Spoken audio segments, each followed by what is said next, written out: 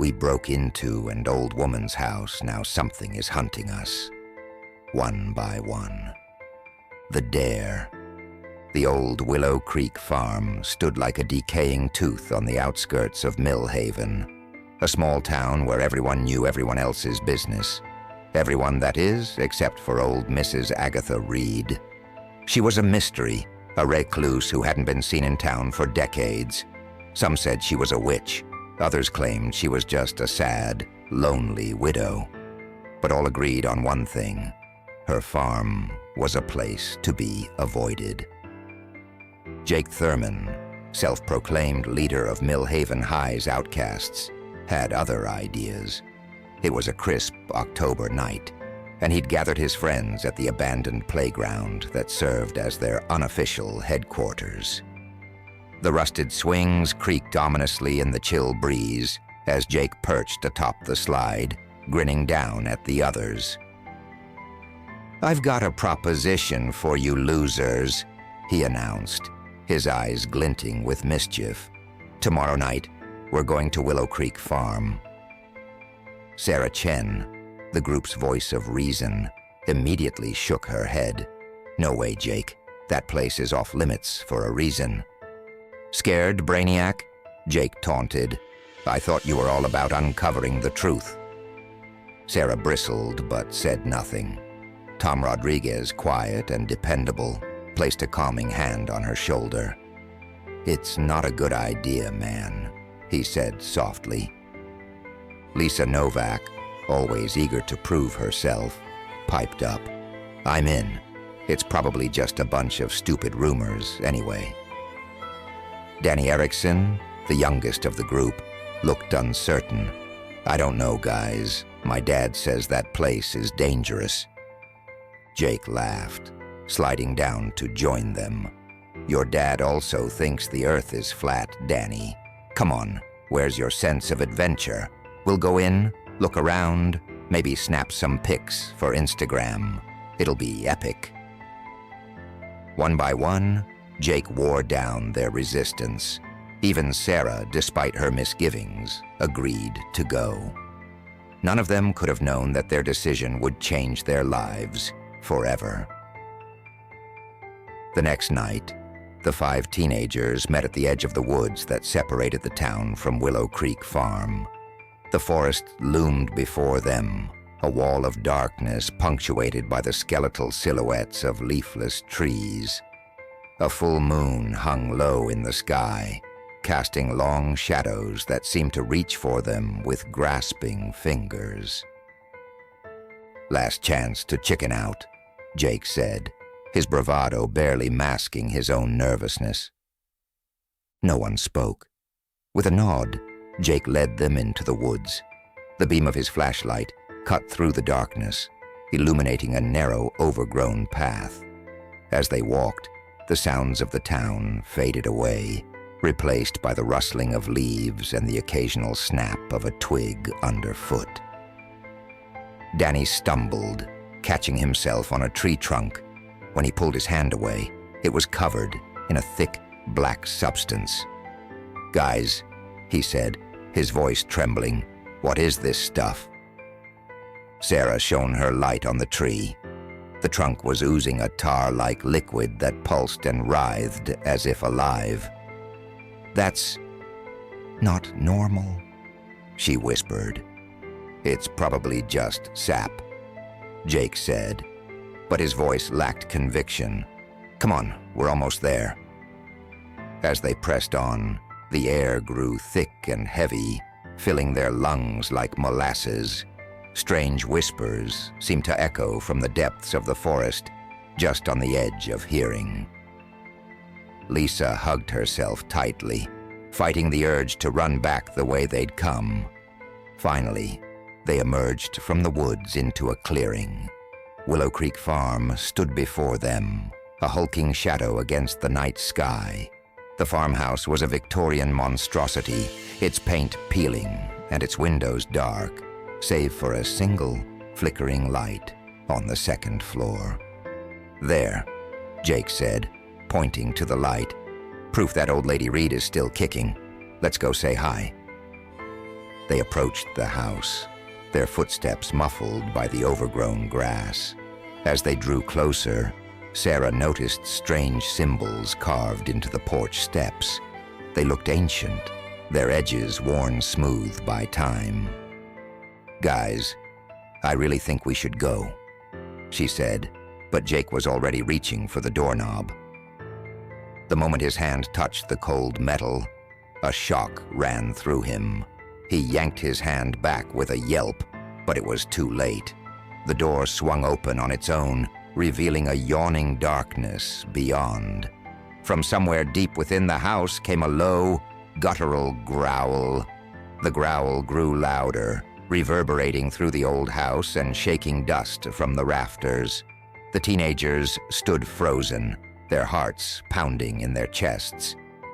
"What was that?" Danny whimpered, clinging to Tom's arm. Before anyone could answer, an unseen force yanked Jake into the house. The door slammed shut behind him, cutting off his startled scream. "Jake!" Lisa shouted, lunging for the door. She tugged at the handle, but it wouldn't budge. Sarah's mind raced. "We need to find another way in," she said, fighting to keep her voice steady. "There has to be a back door or a window we can break." They circled the house, the growling growing louder with each step. When they reached the back, they found a door hanging off its hinges. Tom pushed it open, wincing at the loud creak. The interior of the house was a nightmare of decay. Wallpaper peeled from the walls like rotting skin, and the floorboards groaned under their weight. The air was thick with the stench of mold and something else, something rotten and old. "Jake," Tom called out, his voice barely above a whisper. "Where are you, man?" A scream pierced the air, coming from somewhere above them. Lisa bolted for the stairs, taking them two at a time, despite Sarah's warning to be careful. The others followed, their flashlight beams dancing wildly across the walls. They found Jake, in what must have been a bedroom once. He was pinned to the wall, suspended a foot off the ground. His eyes were wide with terror, and he clawed at his throat as if fighting off an invisible attacker. "Help!" he choked out. "Please." Sarah stepped forward, her hand outstretched, but Jake's body suddenly went limp. His eyes rolled back in his head, and a dark, oily substance began to seep from his mouth and nose. "Oh, God," Lisa sobbed. "What's happening to him?" The substance poured out of Jake faster now, pooling on the floor and spreading outward. As it touched their shoes, they felt a bone-deep chill. Danny screamed as tendrils of the stuff began to climb up his legs.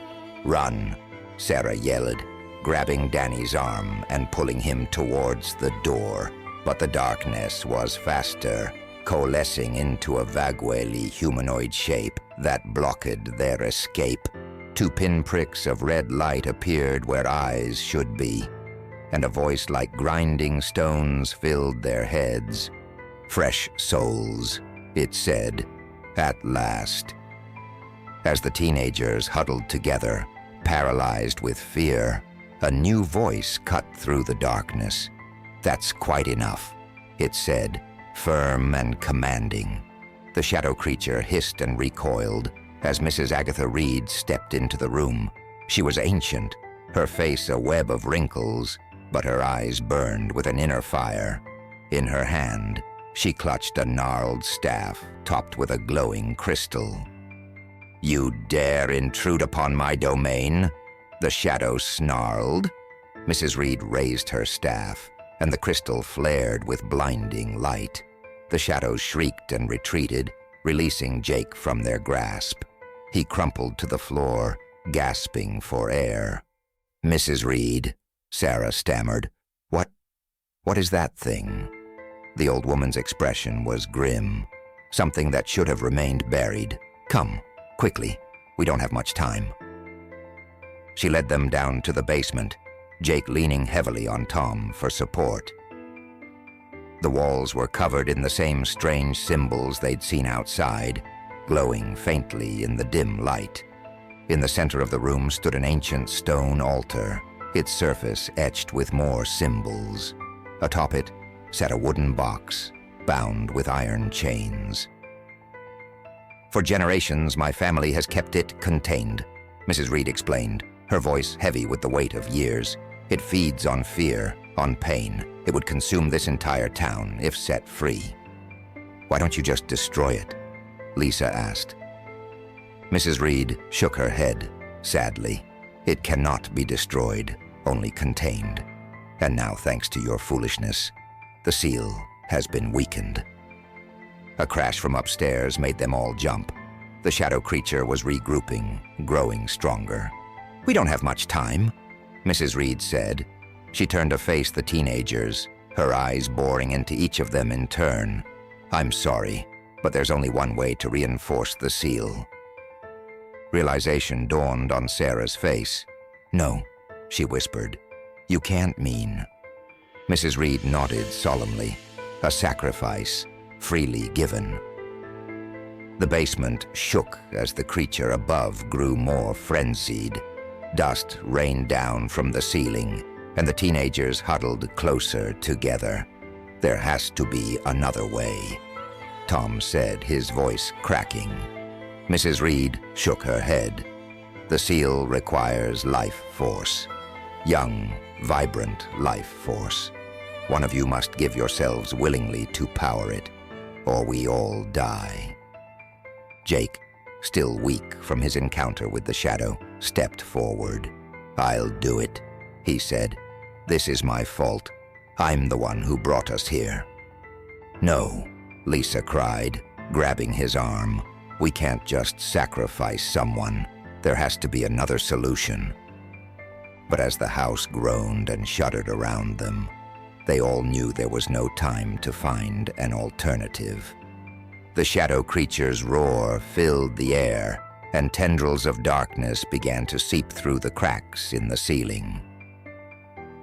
"I'll do it," Danny said quietly. They all turned to look at him, stunned. The youngest of the group stood straight, his face pale but determined.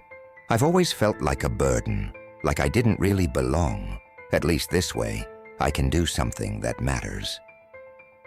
Sarah reached for him, tears streaming down her face. "Danny, no. You're not a burden. We love you." Danny smiled sadly. "I know. That's why I have to do this." Before anyone could stop him, he raced to the altar and placed his hand on the box. Mrs. Reed began to chant, her voice rising above the chaos around them. The symbols on the walls flared to life, pulsing with an eerie blue light. Danny's body went rigid, his eyes wide and glowing with the same blue light.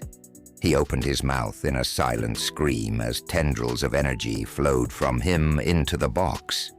The others watched in horror, unable to look away. Tom held Sarah as she sobbed, and Lisa clung to Jake, burying her face in his chest. With a final blinding flash, it was over.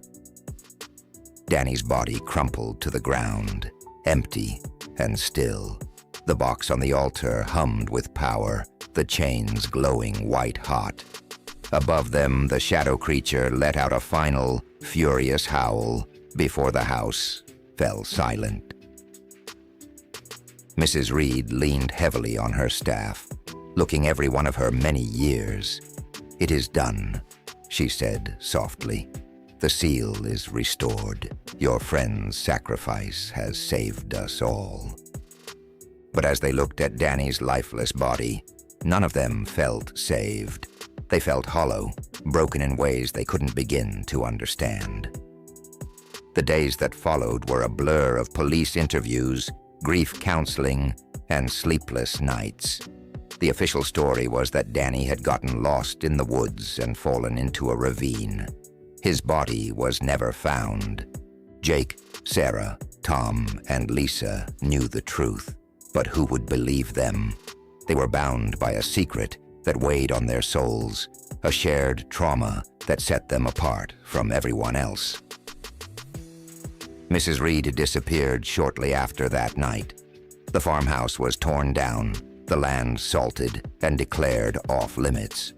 But sometimes, on dark nights when the wind blew just right, people said they could hear whispers coming from that empty field. The four remaining friends drifted apart, each coping with their guilt and grief in their own way. Jake turned to drugs, seeking oblivion in chemical haze. Lisa threw herself into her studies, determined to rationalize what had happened. Tom became withdrawn, speaking little and smiling less. Sarah, however, couldn't let it go.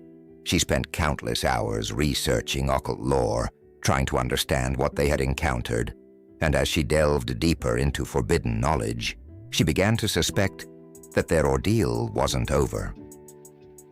It started small at first. Strange dreams that left her gasping for air. Shadows that moved when no one was watching. A persistent chill that no amount of heat could dispel. Then came the whispers. Danny's voice calling out from the darkness, begging for help, for release. Sarah knew she should ignore it, that it was probably just guilt and trauma playing tricks on her mind. But deep down, she feared it was something more. That somehow, the seal they had reinforced that terrible night was weakening again. And if it broke, Danny's sacrifice would have been for nothing. As she stared out her bedroom window at the full moon rising over Millhaven, Sarah made a decision. She would find a way to end this once and for all, to truly destroy the evil that lurked beneath Willow Creek Farm, no matter the cost.